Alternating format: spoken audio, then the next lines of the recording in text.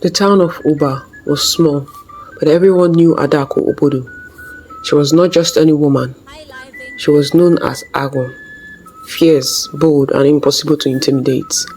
Women either feared her or hated her, and men, well, most of them admired her, though never openly in front of their wives. Adaku was born, raised, and married in Uba. She had 5 children, 4 sons who lived and worked in different states, and a daughter, Oge, the only child she refused to let out of her sight.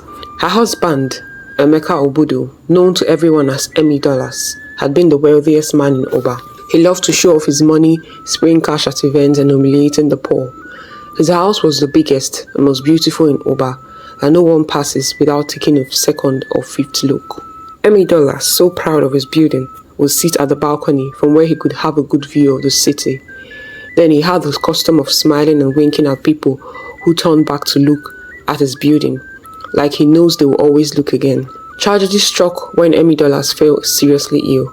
At first, it seemed like an ordinary sickness, but as weeks turned into months, it became clear that this was no common fever.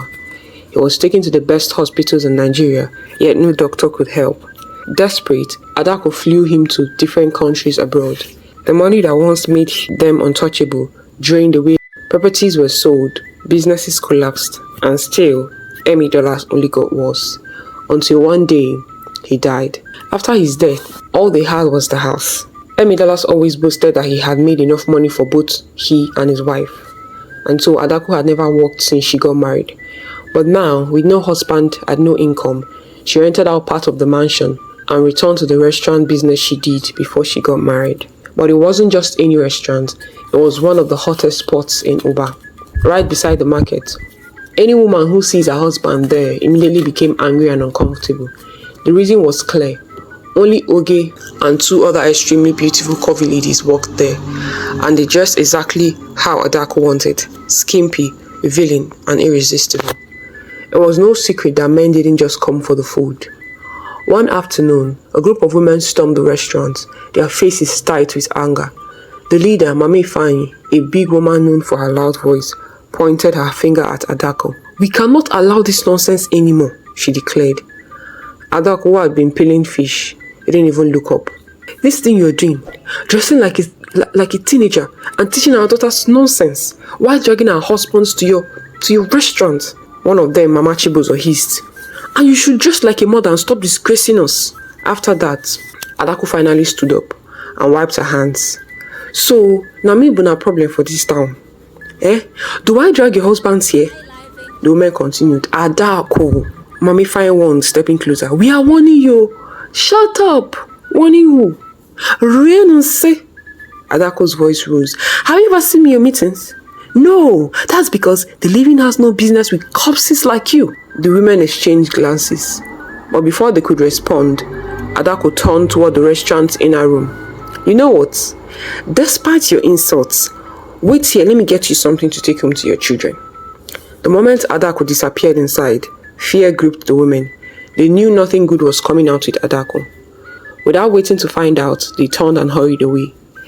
Later, they were told that she came out with a large bowl of hot water, ready to pour on them.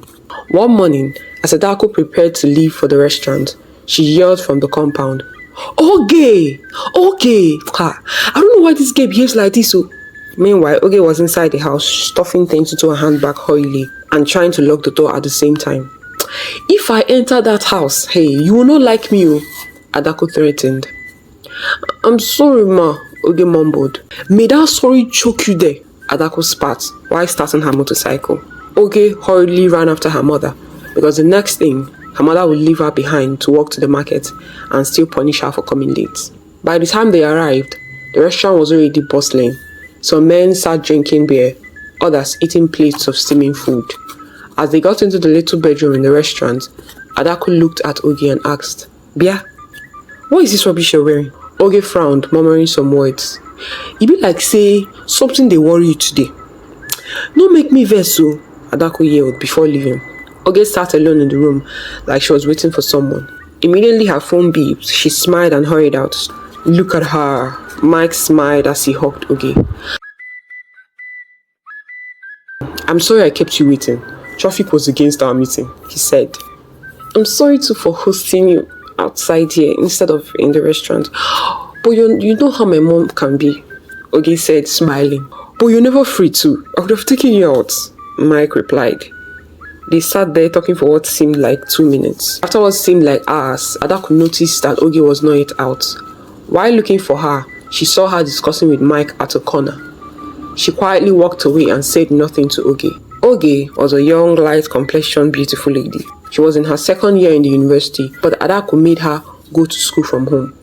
Although raised by wayward and wild parents, Oge disliked their ways. She lived waywardly until she got into the university and saw that life was different from what her mother showed her.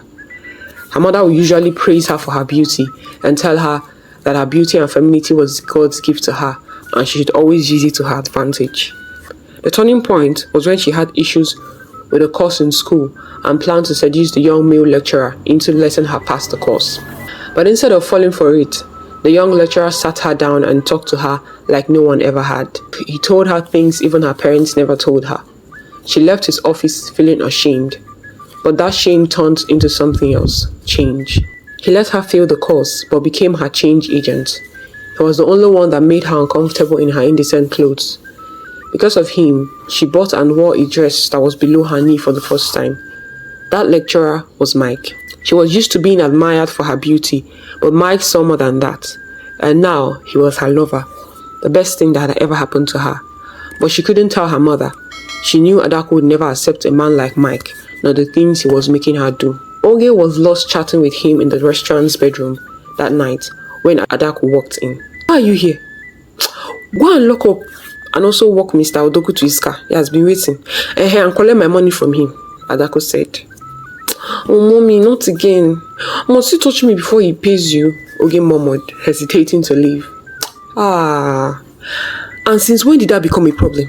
Will you leave here and stop keeping him waiting? If rock called, Adaku backed as Oge murmured and walked out angrily. Adaku had started noticing the changes in her daughter. Her once lively, hopeful daughter was now distant and withdrawn. One morning, as they were cooking together in the kitchen, Adaku couldn't hold back anymore.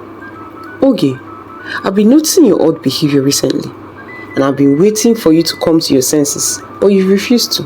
You're allowing that broke guy talk rubbish into your head. He's not broke, Mom, Oge said, her voice quiet but firm. Look at you, digging your own grave. I'm your mother and I will not lie to you. Besides, I already have better plans for you. One day, Oge was in the sitting room resting when Adaku walked in with shopping bags, smiling like someone who had just won a lottery. Oge stared confused. Mom, a few hours ago, you were worried about losing the restaurant and we've not even found a way out, and you're shopping. Where did you even get the money to buy all this? Oge asked. Adaku smiled proudly. Well, I was looking for where to borrow money, but no one agreed to lend me anything because of all the debt I already owe. Then, just when I was giving up, guess who showed up? Chief Odogu. Wow, Chief Odogu? Oge asked, looking shocked. He asked why the restaurant was locked, and before my eyes, he sent the landlord 5 years' rent and bought me all this. Adaku laughed, shaking her head. God will bless that man. Oge's eyes widened as she looked through the shopping bags, impressed by the clothes and jewelry. Weeks went by and Oge tried her best to ignore her mother's constant praise of Chief Odogu. One afternoon, Oge was resting in her room when she heard her mother's voice calling from downstairs. Oge Chuku! Amali Chanwa, please come. You have a guest. Curious, Oge stood up, adjusting her clothes. She wasn't expecting anyone and Mike was out of town, so it wasn't him. She hurried downstairs, wondering who it could be. Yes, ma, Oge replied, looking around for the guest. What are you looking for? Adaku asked, raising an eyebrow. Is Chief Odogu now invisible? Oge turned and looked at her mother. Why would Chief Odogu be looking for me? Her mother immediately eyed her. Oge picked the sign and sat down reluctantly. Immediately Oge sat down. Adaku stood up hurriedly. Chief, I'll be back soon. Let me use the restroom, she said as she left. The silence was deafening and uncomfortable. Yet Adaku was not returning. Chief Odogu finally spoke. Young lady, Chief Odogu said, his voice deep but kind. I've been thinking. I love you and I would like to marry you. Oge was stunned. For a moment, she didn't know how to respond. She held herself from laughing. Chief, I'm too young to marry, and even if I wanted to get married, you're too old to be my husband, Oge said, trying to sound as polite as possible, while also being firm. The old man smiled. I understand. But you should know that love is no respecter of age. He smiled at her warmly. Well, I'll give you some time to think about it. He stood up, leaving a bundle of naira notes on the table. Use this to keep yourself beautiful for me, he said, winking at her. She stared at it wide-eyed, realizing it was a huge amount. Her mother came back in, laughing. Look at you. Why didn't you reject the money now? Oge didn't answer. She rather walked away, rolling her eyes and sticking out her tongue at her mother. Weeks later, Adaku and Chief were having a heated conversation at the corner of the bar. But you told me that she likes me. Yet she hasn't given me an answer, Chief Odogu complained, his frown deepening. Chief, trust me. Just fix the wedding date and she will come around. She's my daughter. Don't worry, Adaku assured him. That evening, Adaku called Oge into her room. Oge, Akwanwam. Chief wants to know when you would like him to fix the wedding. Oge, confused, stared at her mother. What wedding? I've said it, I can't marry that man. He already has 4 wives. What does he want with me? Oge. May you not see good in your life for opening your trash to vomit such rubbish. You have on a platter what many girls your age would kill to get, yet you're here misbehaving. Which other son-in-law is better than Chief Odogu? Tell me. William, I'll stop all the useless math I do every day to keep the bar running, yet you have the guts to say this. But Mama, Oge started, but Adaku interrupted her. Hold it there. You will marry Chief Odogu and that's fine now. Oge wanted to scream, to fight back, but she felt small and weak. She had no one to turn to. She and her brothers have not been in touch since they all left, and she was ashamed to tell Mike. The wedding preparations began, and it seemed like everything was happening without her consent. Oge observed that her mother was happier than she had ever been since her father died. Oge couldn't help but ask her one day, Mom, do you even care about my happiness? My daughter, of course I do, Adaku replied, smiling as she picked up a necklace. I don't expect you to understand now, but in time, you will be so grateful I did this for you. The wedding day finally arrived, and Oge wore a long face as she was dressed up in the most beautiful clothes. She loved the look, but it wasn't right. She wished she were marrying someone she truly loved. She cried and wished a knight in shining armor would come and take her away. She wished a savior would come and talk her out of what she wanted to do and show her a better way out. She kept looking out through the window, waiting for something to go wrong, but everything was going as planned. Minutes later, Oge walked out to be presented to Chief Odogu. The crowd cheered. Oge was a beauty and everyone wanted to catch a glimpse. Covered with a veil, Oge couldn't stop the tears that filled her eyes. She wondered why everyone was celebrating when she felt like her life was ending. Without warning, Oge collapsed. The cheers immediately turned into shouts of shock as the crowd stood in disbelief. Adaku rushed to Oge, while some young men carried her back into the house. While everyone peeped and waited, rumors started spreading, and it was finally confirmed that Oge, the bride, was dead. She had poisoned herself. Not long after, people started fighting over the food and drinks, ignoring the tragedy. While Adaku sat on the floor crying, Chief Odogu stormed out of the ceremony, leaving with his entourage. The wedding that was supposed to be the talk of the town became the burial ceremony of her only daughter, an accessible child. 2 days after the wedding and Oge's burial, Adaku, still grieving, heard a knock on the door. Good afternoon, ma, a young man greeted nervously as she opened the door. Adaku looked at him confused. Do I know you? She asked.